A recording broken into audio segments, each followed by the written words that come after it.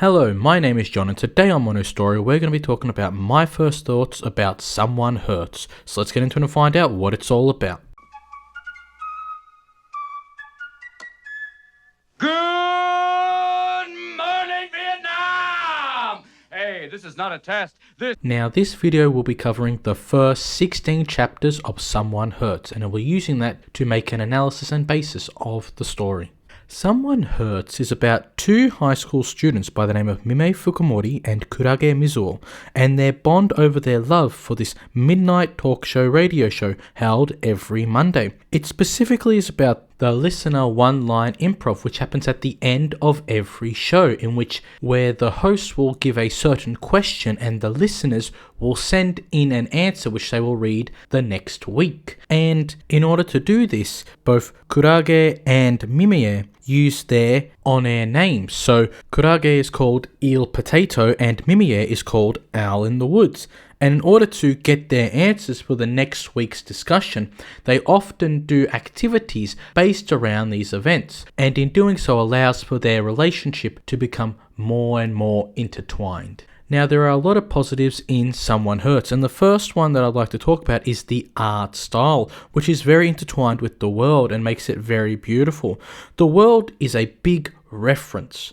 It is literally just Japan, but in this world of Japan, there are lots of references that are made to real life. So there are things like the music that they play during the radio show will make references to real life music such as Kana Boom, or the opening to Gintama is referenced. There's also other reference to other Japanese bands, and on top of that, during their conversations there are moments where there are references to bands as well. They additionally have events that Japanese people would naturally experience throughout their daily life, so things like going to karaoke or having a situation where a foreigner needs assistance, and just your regular high school life in Japan. The characters themselves as well, very beautifully written. Let's say we talk about Mimie Fukumori. He is a student council president, and he is not only athletic but also very smart. However, he has a lot of respect for Kurage, and it's through this that when he does meet Kurage, he has a general interest in her, because she is someone who he admires through the radio station that says her lines generally weekly. And also when we talk about Kurage Mizuo, she is a very caring but honest person.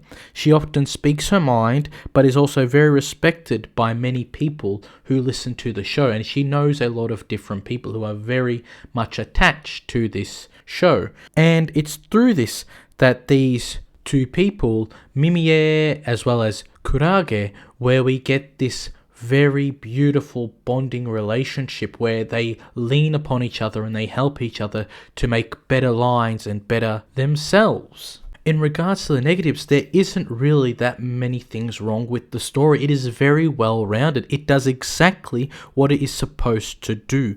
It makes you feel like you are there in the story. But the only real negative I can find that really isn't related to the story, but it's more with the publication, is that it is in Shonen Jump, and we know that Shonen Jump is generally based around action and sports, not this slice of life sort of style. That being said though, I think it also is a benefit because Shonen Jump has one of the biggest audiences out there, and it really helps it improve its ability of reach to get to new viewers, because the typical Shonen Jump reader is not going to read something like Someone Hertz initially.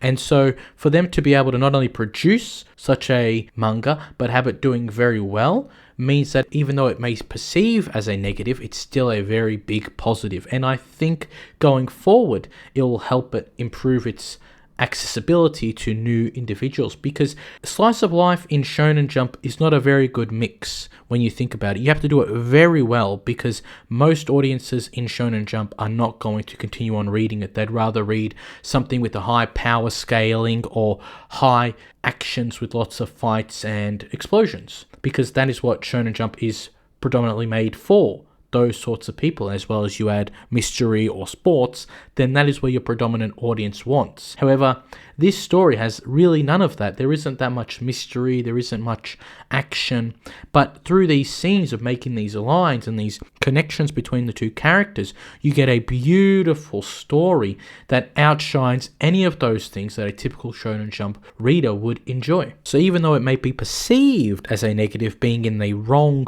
audience bracket, you are actually opening yourself up to a new audience that is potentially going to enjoy this genre that is not generally published by Shonen Jump. Now, in terms of my personal opinion, I think that Someone Hertz is a very interesting manga. It has a similar feel to how Your Lie in April works in regards to the two characters' interactions, both the violinist and the pianist. And there isn't that much of a struggle in regards with how the pianist in Your Lie in April struggles with his trauma, but there is still some form of struggle when we come to Mimiya and how he is trying to get his name read every week, and he doesn't feel like he is as funny as, let's say, Kurage in this case. So it is very interesting when he does get his name read out during that section of the radio show. The manga additionally adds benefits to learning, let's say, about Japan and its culture, as well as musical references that allow you to enjoy your understanding, if not learn about new music that you didn't know existed before you read this manga. And one of the beautiful things I love about it is the use of English phrases. So they make phrases like win-win, as well as other phrases, and they use real life things like Google. There's a mention of Google in the story. So it makes it feel more realistic, like it's happening now in modern times, rather than in the past or in a time before things were actually invented on a modern scale. And also, I really, really deeply enjoy just the bond between these two characters. There is something about it every time you read the chapter, and you feel like you're falling more for these characters, and it feels like you are right there. You're either watching it or you're one of the characters.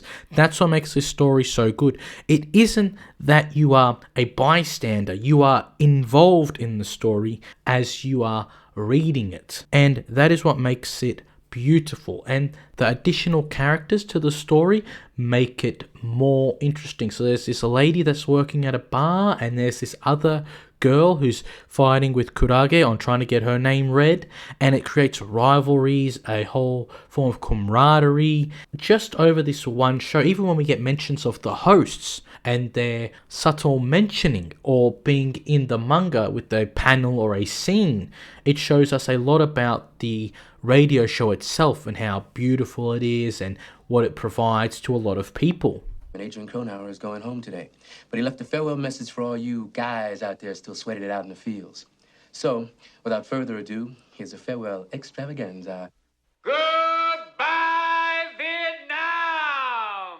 That's right. I'm history. I'm out of here. I got the lucky ticket home, baby. Rolling, rolling, rolling. Keep them wagon rolling. And that is my thoughts on Someone Hertz, and I look forward to next week's chapters and the following week, whether it be chapter 17 or 18 and further on, because this story is very beautiful to read. It makes me forget the world, even if it's just for those 20 pages, and I'm just there watching two characters interact and have a conversation, as well as an event that they are going to together, and enjoying their time, their life. Like we have a scene now where Kurage is trying to get her name read in a competition against other people to be chosen as the winner, and she wants to win. So Mimiya, he leaves his house because he still lives with his parents because he's a high school student.